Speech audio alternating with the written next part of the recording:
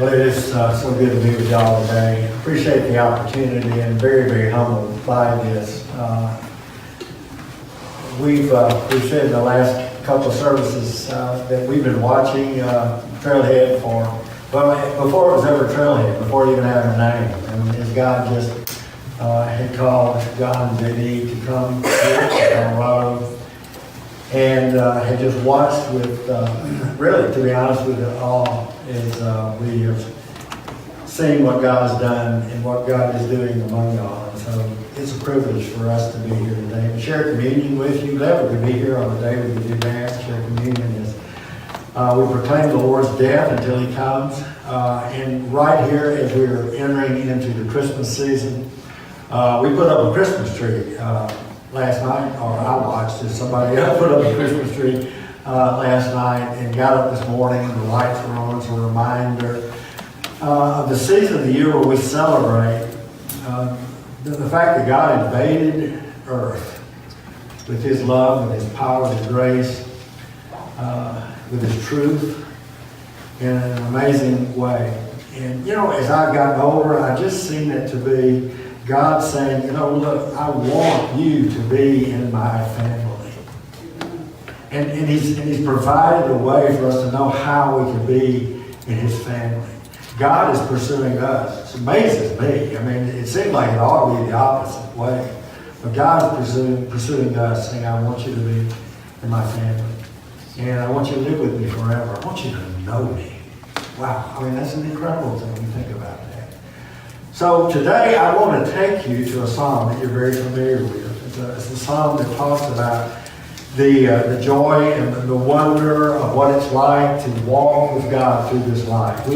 Life's a journey. Would you agree? I mean, every one of us are on a journey, and every journey is a little bit different. But every journey, as unique as it is not lost on God. He knows about your journey. In fact, He knows so well about your journey. And He wants you to journey with Him. We have a choice, and we can journey with Him or we can journey without Him. And so I want to think about a psalm today, which is probably one of the greatest writings in all the Bible, and certainly the Old Testament.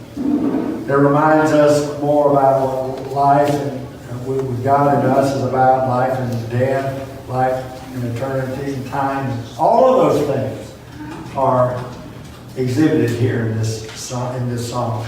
It's a psalm written by the greatest psalmist, David, King David. It's a psalm you're all familiar with. It's the 23rd psalm.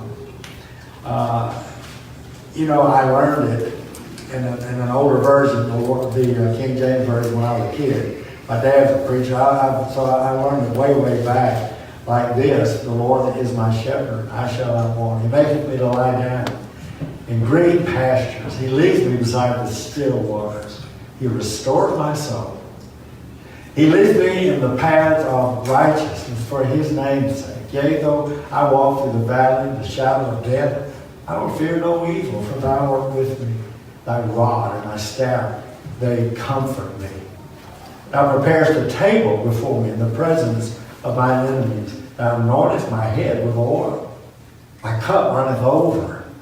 Surely goodness and mercy shall follow me all the days of my life, and I will dwell in the house of the Lord forever. I've used that psalm, I can't tell you, at a number of funerals, many funerals over the years. It's not a sad psalm. It's a psalm that brings us hope and joy.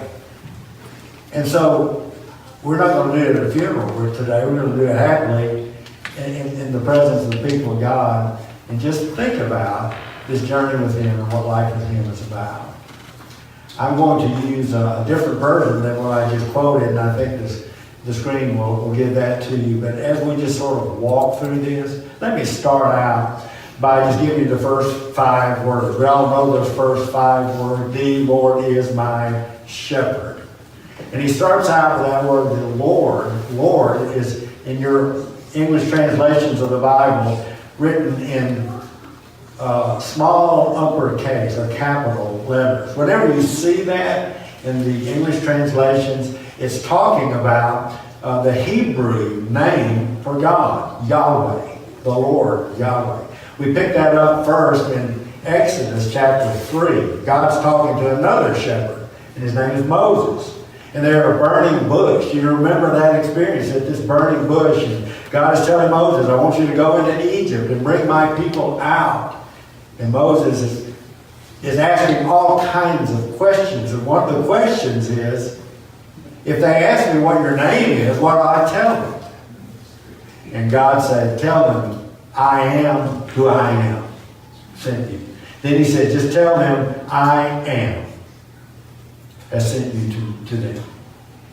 But what a name. I mean, it's God's name for himself. I am. And we could go into all that means, but we think about that word Yahweh, which is the Hebrew word for that.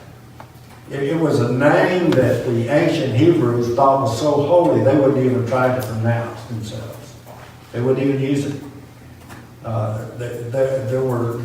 The name Adonai was often used in replacement of that, which means Lord. In our English translations, Jehovah, you've heard that. It's talking about the same thing, but Yahweh, God. This God who is self-existent. He has always been. He always will be. Can you wrap that around your brain? I can. Always been. Always will be. The creator of all things. You talk about a big bang. I believe there's a big bang. He did it. He created everything. He is a God who is unchangeable, changeless. He is always the same, always faithful, always powerful. The same power that he used to create, he uses on behalf of his own children. Powerful. Knows everything. And yet this God who is so sovereign and big is also immanent. He's close. And he knows each one of us. And so David starts out by saying, I want to identify for you who I'm talking about. It is Yahweh. The Lord is. That little word that comes from the verb to be is a word that describes existence. He exists. He is. But not only do we know that he exists, we know that he exists right now. He said, the Lord is my shepherd. Not was, not will be. He is right now. The Lord is my shepherd. I love this psalm. It's so personal. Someone has said it's so universally loved because it is so individual. In 6 little verses in the Hebrew language, there are 28 personal pronouns. It is that personal. The Lord is my shepherd. So David said he's mine. And he said he's my shepherd. Well, if anybody knew about shepherds, it was David. He had been a shepherd. And so he said, this is my focal point. This is what I see and understand God to be to me. He's like this to me. He's my shepherd. And then he makes this amazing declaration of truth. I shall not want. The Lord is my shepherd. I shall not want. So that there might not be any misinterpretation. What he's saying there is that I will lack nothing in my life that I need because God is my shepherd. So the way it puts it here is the Lord is my shepherd. There's nothing I lack. So the question will be, why? How is that there will be nothing that we lack? Well, the fact is that there's nothing that I will lack in my life because the Lord is my shepherd. And because on this journey that I'm going to decide to take with him, that I decided myself to take with him, a long time ago, over 50 years ago, I could say that there's nothing that I need that I lack in my life because he has generously provided, and he does for every single one of us who will follow. What I'm going to talk to you about is probably the sweetest relationship that can ever be imagined in this world. And it's to walk with him, relating to him, and knowing him. And so, let me give you 4 or 5 words to think about as we walk through this text today. The Lord is my shepherd, I shall not want. I don't lack anything that I need. Why? Because my shepherd provides 5 things that I'm going to show you in this text. The first thing is this. He provides his peace. He provides his peace. Listen to this. He lets me lie down in green pastures. He leads me beside the still waters. The King James says he makes me lie down in green pastures. I like when we say he lets me lie down in green pastures. Here's the picture of a shepherd leading his sheep to the very best pasture land that is available. The green pastures. But there's something interesting here. You know what? When sheep eat, they're not lying down. They're standing up. He lets me lie down in green pastures. So what he's saying, they've already eaten. What he's showing is a picture of complete contentment. Sheep are these ruminant animals that have more than one chamber to their stomachs. And so they will eat the grass, and then they will settle down, lie down, in perfect contentment. And they'll regurgitate what they ate, and then they will eat their meal. And they don't do that unless they're at peace. And so the picture is of the sheep lying down at peace with their shepherd there, total contentment. Somebody's called it like this: they are resting in their blessings. I like that. The next little metaphor is that he leads me beside the still waters. It's the same understanding. It's contentment. And so I would ask you today, is if you're on a journey with him, or if you're thinking about going on a journey with God, living your life in him, are you experiencing contentment in your life today? I call that living where you are.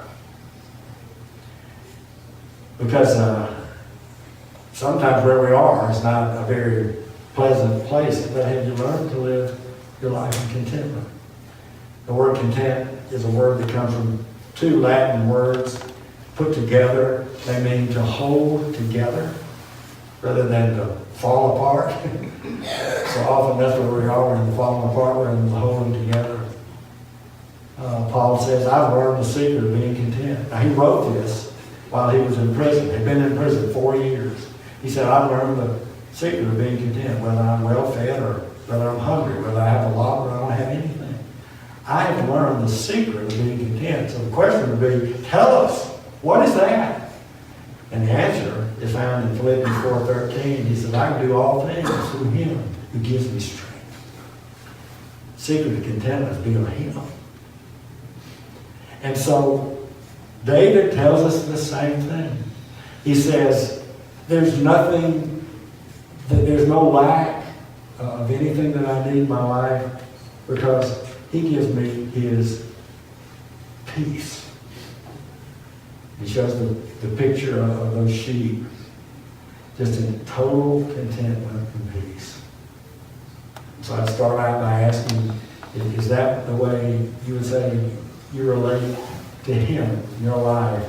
Contented. Not only does he bring his peace, he brings his power. Oh, I'm so glad for that. Because I'm telling you, I learned a long time ago. I really can't do life. I can't do this life by myself. I've got to have help. I'm way too weak to make life work. We sang a song just a little bit ago about being, when we are weak, we are strong. That's coming from Paul's words in 2 Corinthians. What an amazing thing to think about. That when we are in our weakness, when we lean on him, we are living in his strength. Well, here's what David says. He restores my soul. He renews my life. The picture is of sheep that are walking along grazing, and they step off into a little indention or ditch or ravine, and they fall upside down. And when a sheep is upside down, guess what? It can't get up. It's heavy. All the wool on it, its body, little legs sticking straight up in the air. And before long, they're in trouble, because a sheep that's upside down all the blood is beginning to rush to its body because of the ruminant stomach chambers are filling with dangerous gases, and they will not survive very long on their backs like that.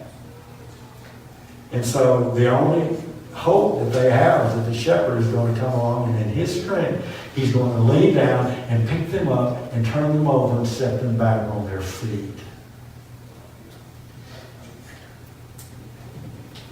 And David is saying, God's like that to me. I rely on his power because I find in my life that there are many times when I'm upside down. Do you get that? You ever been upside down? You upside down right now? Really? I mean, we can find ourselves in that position because of sin. And he comes along and we say, God, forgive me, I confess my sin, and he does. But only he can do that, only by his power. And he picks us up and he sets us back on our feet. Our stress, my goodness, this is a stressful life. We all live it. And whether it's financial stress, family stress, relational stress, work stress, whatever it is, we walk out into it every day, don't we? It's a stressful life we live.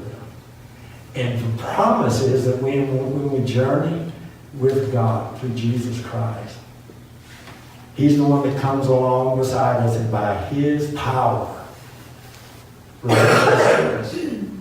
I mean, it can't be explained any other way. Paul would write in Philippians, don't be anxious about anything. And we say, yeah, we're right. He said, but in everything by prayer, supplication, and thanksgiving, he said, just go to God. Give it to him. Then it says, the peace of God that passes all understanding will guard your hearts and your minds through Christ Jesus. God, I'll tell you, it is the truth. It is the truth. It is really there. His peace comes over. I have seen it happen so many times when people were in impossibly stressful situations. That God's peace just overshadows them. You know why? Because they finally came to the end of themselves and they said, I can't do this. Give it to God. Peace. So, stress. And he turns us over. He puts us on our feet again. Grief. Sorrow. And he comes along and he picks us up and he puts us on our feet and says, I know it hurts, but I'm here. And I'm walking with you. You name it. Whatever turns you upside down. He restores my soul. He renews my life. He gives us his peace and his power. He gives us his path. He says he leads me along the right paths for his name's sake. Along the right paths. Those are the paths of God. Those are the paths of right versus wrong. It's the path of what is righteous. It's just the path of God's way. So often we choose a path our own way. It says when you walk my path, you're walking the righteous path. You know that you as a human being, if you're walking with him, you can walk a righteous life. And you say, me, righteous? It's not so hard to understand. Jesus, when he would call people to be with him, would just say, follow me. Follow me. We make it so complicated sometimes. He said, look at me, just come with me. Follow me. We're not supposed to be ahead of him. We're supposed to be behind him. Follow me. It's the paths of righteousness for his name's sake. I like that little last part, his name's sake. Because what I found is that when people begin to follow after him, he is glorified. When people start to follow him, others look and say, what is it about your life? And you can just say, well, let me tell you. I had a conversation with a guy after the first service. The very same thing happened to him just recently. He said, I'm so glad you asked. He leads us in the paths of righteousness. So we journey with him. He gives us his peace, his power, his path, his presence. Yea, though I walk through the valley of the shadow of death, I will fear no evil, for thou art with me. Your rod and your staff, they comfort me. His presence. This is so real. This psalm is so real. It is what life really is about. And it is a stark reminder that just because you say, I'm going to go with God, I'm going to follow God, doesn't mean life is going to be all rosy, does it? Life doesn't always, well, it never follows a path of total joy and peace and prosperity and all that stuff, does it? You don't have to live long to know that. It can get really, really dark. Really, really hard. And he says something that he says, as a shepherd, I can relate to this. He said, because your rod and your staff comfort me. Talking to God, your rod. The rod was used by the shepherd to ward off dangerous animals that would come in and try to attack the flock. And so he said, you protect me against the evil that would come against me. But then the staff was used on the sheep themselves to bring them back in line, or maybe to discipline them. But what he's saying is, God, you comfort me because you protect me from what is outside, and you even protect me from me. You protect me from myself. Wow, that is pretty awesome. And he says, even when the road gets really, really dark, I will fear no evil, for you are with me. Gardner Taylor was a phenomenal African-American preacher. He died about 3 years ago, at almost 100 years old. But he was very, very active. He was from Louisiana, but most of his ministry was in Brooklyn, New York. 32 years, one church there. He was a voice for the civil rights movement, but he was a voice for God. And he was called the Dean of American Preachers. But he tells a story that when he was a young preacher living in Louisiana, he lived in Baton Rouge, Louisiana, he was asked to preach at a small black church out in rural Louisiana. It was in the days of the Depression. Electricity was just now being run into these rural areas. And he goes out in this little church, and he said there was only one light bulb hanging from the ceiling. That's all the light they had in the place. And this was at night. So he began to preach, and you already figured out where this is going. The electricity goes out. The light is out. There's nothing. It's total darkness. And Gardner Taylor says, I preached, but I was just stumbling all over myself. I didn't know what to do with it, until finally someone in the back, an older gentleman, said, preach on, preacher. We can still see Jesus in the dark. And isn't it the truth? It's oftentimes the darkest time when we see him clearest. And so he says, when you journey with me, I am going to be with you. You can know it. You don't have to be afraid. I am there. The last thing that I'll say, the psalm says, is that he gives us his prize. The psalm, the imagery suddenly changes. You prepare a table before me in the presence of my enemies. You anoint my head with oil. My cup overflows. The imagery changes from that of a shepherd with his sheep out in the field, to the image of a banquet. And the guest of honor at the banquet is, guess what? It's me. It's you. You prepare before me a table in the presence of my enemies. You anoint my head with oil, which was a sign of an honored guest. My cup runs over. Endless supply. And I love the fact that he said we're a banquet. It's been prepared for us. Jesus talked about that banquet quite often. In fact, he told parables and stories about a wedding feast that God was calling everybody to. Some would refuse and some would come. But for those who come, you're sitting at the banquet table. And he says, your head is anointed, your cup is overflowing. And I love this. You prepare a table before me in the presence of my enemies. Well, we got enemies. There are enemies to the cross. They're enemies to our faith. The enemy is Satan himself. You believe that? I'm telling you the truth. What I love about this text is that it says, you prepare a table before me. I'm the honored guest, and it's right in the presence of the enemy. He's looking right at me, and he can't do a thing about it. All he can do is look and prepare to get his due. It's coming. That's the prize, but it goes on beyond that. Because he says, surely our only goodness and faithful love will pursue me all the days of my life. That's right now, as I'm living this life right now, as I'm journeying through the valleys, through the top of the mountain, whatever it might be, your love is still pursuing me. You're coming after me.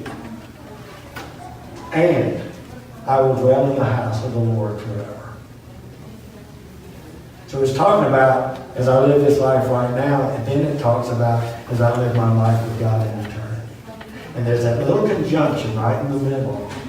Surely goodness and faithfulness will follow me all the days of my life. And it connects what just went before to what he's about to say. And I will dwell in the house of the Lord forever. You know, we have a choice to make. This amazing Yahweh, God, is our shepherd. We journey with him. We say, I'm with you, God. By faith, I trust what you did for me on the cross. By faith, I trust that Jesus is your son. By faith, I trust that his death paid the penalty for my sin. By faith, I trust that the resurrection, his resurrection from the dead, gives me life that will last forever and ever and ever. I don't have to understand it all, but I believe it. And here's the choice. He says, surely goodness and mercy will follow me all the days of my life. That's right now. I'm making the choice to be with him. And I will dwell in the house of the Lord forever. You know what that says? It says the one you choose to live with now is the one you will live with forever.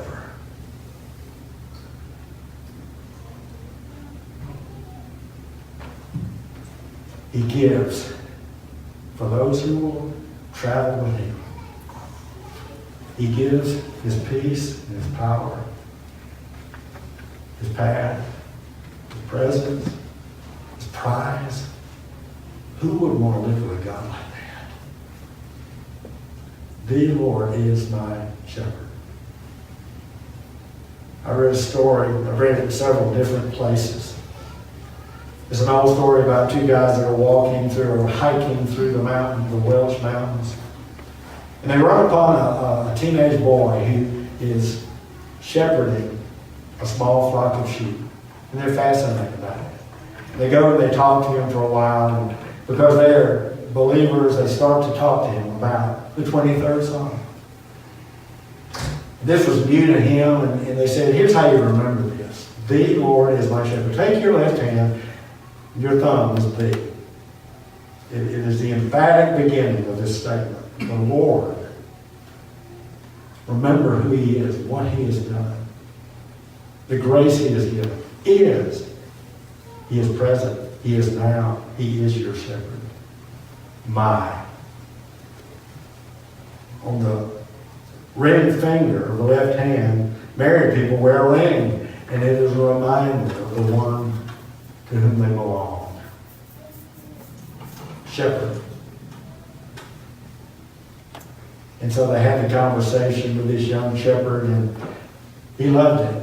And they walk away, and the next year they come back to the same mountains. They're hiking the same trails. And they come up on a house. In the house is a woman who invites them to come in and have tea with her. And they sit at her table, and while they're at the table, they notice that there's a picture on the table, and the picture is of this young shepherd. And one of the guys said, we know him. We met him last year. And she puts her cup down and pauses just a second and said, that was my son. We lost him in a horrible storm last winter. And the longest time we didn't know where he was. But after quite some time, his body was discovered at the base of the cliff. And she paused another minute and she said, the strangest thing. When they found his body, his right hand was grasping the ring finger of his left hand. And I don't understand that. We don't know what that meant. And one of these guys said, oh, we can tell you what that means. We told him about the Lord being his shepherd. And now you can know for sure that even when he breathed his last breath, he was hanging on to the one to whom he belonged, his shepherd. Dallas Willard says, those words, the Lord is my shepherd, is written on many more tombstones than it is on lives. And so my question for you today is he yours? Is he your shepherd? Pray with me, won't you? Lord, as we wind up this time of being with you and your people, and those, Father, that are considering what it would be like to live their lives with you, I pray today that for those who've never really made the decision, made the choice, I want to believe that Jesus is the Father, I pray that you'll help them to know that all they have to do is believe that and begin this remarkable journey. For those of us who have been yours for a long time and who have sort of lost touch with the peace and the power, the path that you've presented before us with your amazing presence, and even forgotten about the prize, bring us back, Father, and let us grasp that finger that reminds us that we're yours. We praise you for it, and it's in the name and the authority of your Son that we pray these things. Amen.